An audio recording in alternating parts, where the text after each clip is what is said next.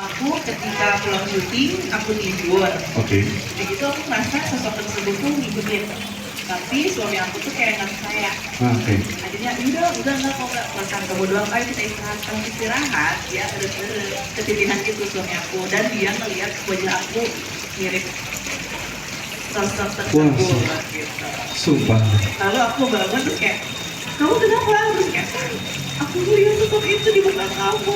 Terus aku bilang, percaya kan sekarang? Iya. Serem banget ya teman-teman ya ampun. Itu kalau saya jadi, mungkin saya udah nempel tembok ya, tidurnya tuh nempel tembok gitu, jangan sampai gitu ya. Berdiri.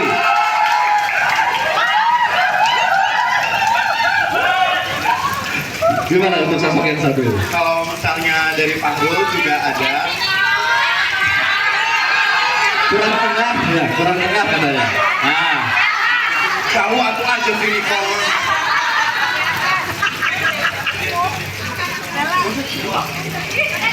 nah. Iya, jadi kalau misalnya dari Fahrul kan udah pada nonton YouTube yang di rumah Fahrul kan? Udah kan? Nonton nggak? Nonton. Ngapain Itu sih? tuh di situ juga tiba-tiba ada di rumah Fahrul. Oke. Dan di atas lemari tiba-tiba ada gini.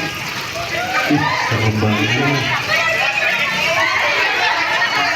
Ya udah gitu. Kayak gitu ya? Ih, serem banget ya. Udah. Pegang-pegang tuh. Oh, pegang saya. Punya wudhu ya. Bikin keluarga ini pada trauma gitu ya. Ngeri banget tapi. Oh, ngeri banget ya. Sempet gak sih ada ngalamin sesuatu gitu dengan secara personal gitu ya? Iya, sempat datang ke rumah pas Ari waktu kecil. Oke. Jadi kita lagi kan Ari tuh tidurnya terpisah sama kita nih, beda kamar. Nah tidurnya tuh waktu Ari itu berapa bulan kali ya, yang 10 bulan tidurnya kan di box bayi gitu. Oke. Nah pas kita lagi di kamar kita dengar Ari nangis tuh, nangisnya emang yang histeris gitu ya. Masih bayi gitu ya. Nah, terus kita, ada nih, kita datang ke kamar pas dibuka, adalah sosok itu lagi jongkok kayak gitu ya, saya di atas box bayi terus lidahnya panjang gitu. Gitu. Terus pas gitu dia hilang aja gitu. Wah. Kaget ya. Pas saya ikut kaget. Saya ikut kaget ya.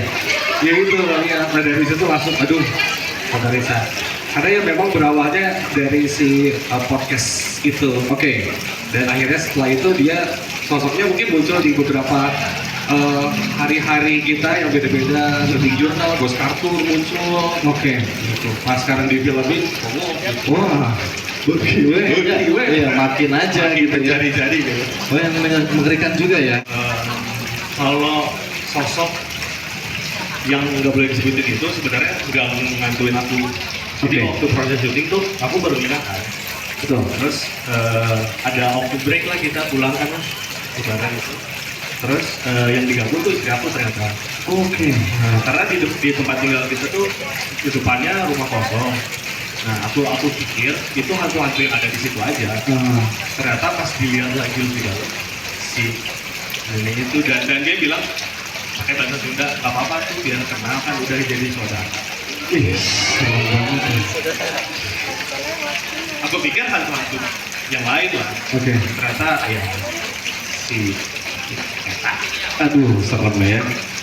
Ya, kalau pengalaman saya pribadi itu di lokasi syuting sama pas pulang syuting sampai Bandung. Nah, kalau di lokasi syuting itu, jadi pas malam itu ada satu, terus di malam ya, ada satu tempat yang kayak penjara gitu loh. Maksudnya ada juri-juri gitu. Saya iseng masuk ke sana, saya pikir itu yang pemeran itunya, ya, sama saya di gitu ya. Nah, pas saya mau balik, terus saya putar balik lagi, udah nggak ada si orang itu. Nah, tapi saya nggak mau ini ya, maksudnya nggak mau terlalu yang penting saya nunggu syuting ya. Pas saya pulang, pas pulang sampai Bandung, pas itu anak yang paling kecil kiranya langsung tiba-tiba lompat dari kasurnya karena katanya kayak dibisikin, oh bahasa sudahnya nenek sudah pulang gitu. Ih, tapi kerennya memperdaya itu dia ngasih tahu sambil nangis dia ngasih tahu wujudnya itu seperti ini dijelasin. Terus sama saya ini nggak rambutnya, kulitnya keluar nggak? Iya sambil nangis. Nah ketika Rania sudah ngomong seperti itu, udah deh langsung suara cicak dan topeng itu langsung bunyi, nggak tahu dari mana asalnya. Terus cepet ya. Oh, kayaknya lebih cocok Mas Rizal yang jawab. Oke. Karena Mas Rizal yang di lokasi. Silakan. Kalau saya sebenarnya nggak lihat tapi dengar. Jadi waktu di Benteng, waktu Prinsa manggil bukan sosok itu, dia coba manggil hantu lain di Juragita, bukan acara lain. Pada saat dia sudah melakukan, saya sudah kaget waktu itu. Saya kaget sampai yang bukan saya mengingatkan Sapranda karena saya sudah bengong. Oh, sempat bengong. Saya coba. Ini kan?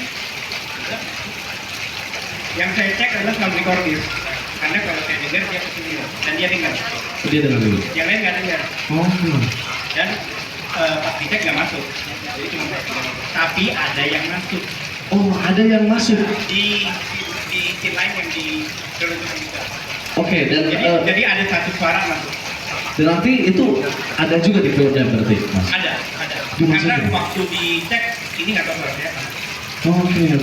Diingat-ingat ya. Kira-kira scene mana yang tiba-tiba ada suara asing mungkin ya? Di penelusuran. Oke. Ini satu cita-cita besar kami loh, bisa keliling Indonesia. Cuman untuk saat ini terbatas waktu dan biaya. Jadi karena biaya-biayanya udah kami alokasikan untuk kafe, Mas. Satu di Jakarta, alhamdulillah, di Bandung, ada di Braga, dan di Dago. Kenapa kita akhirnya merambah bisnis kafe? Karena jujur kita nggak punya tempat semacam base camp dan lain-lain. Jadi kalau kita mau syuting kemana-mana, pasti nongkrongnya di kafe gitu. Itu terus berlaku selama kita awal-awal syuting Yunarita. Nanti baru berangkat syuting bareng-bareng. Sampai tercetus ide, kenapa sih kita nggak bikin tempat untuk nangkring bersama gitu. Daripada menyejahterakan orang lain, kita sejahterakan diri sendiri dengan nangkring di tempat sendiri gitu. Awalnya itu, dan akhirnya menemukan tempat yang cocok, berawal di Braga, karena kami pikir itu tempat sangat identik dengan Yunarita yang waktu itu Belanda terus kan. Jadi ya udah bikin di situ, dan ternyata antusias orang-orang di jurnal khususnya nonton Yunarita besar banget. Ya dari situ jadi ya bonus buat kami akhirnya. Oh ya udah, kita pede deh bikin lagi. Ya syukur-syukur suatu saat bisa di banyak kota di Indonesia gitu. Itu, terima kasih. Saya sih tahu ya ada memang kamera yang bisa menangkap gelombang aktif ataupun yang bisa juga sensitif terhadap perubahan termal ya, temperatur. Karena memang makhluk asap itu kalau pindah kan bukan dia pindah aja tapi suhunya ya juga berubah menjadi dingin. Itu memang ada kamera yang itu. Jujur nggak pernah kepikir untuk pakai kamera itu, sekarang kepikiran jadinya. Tank videonya dan boleh itu di resetin saya lagi. Salah satu hal yang buat saya menantang pada saat syuting ini adalah karena di film ini melibatkan anak saya, dimana dia kan masih kecil gitu, terus ada beberapa adegan yang dia harus lakukan gitu. Pada saat itu harus menangis, terus gimana caranya biar dia menangis gitu kan, agak susah kan, apalagi anaknya lagi hiperaktif main-main, dan ternyata di momen dia harus menangis, dia menangis beneran karena lihat sosok beneran gitu.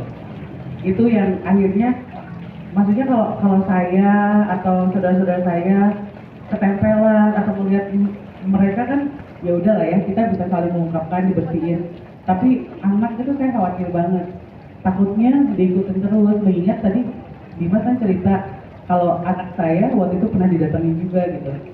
Karena memang mereka itu entah kenapa suka banget sama anak kecil gitu.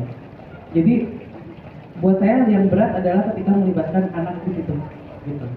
Terima kasih.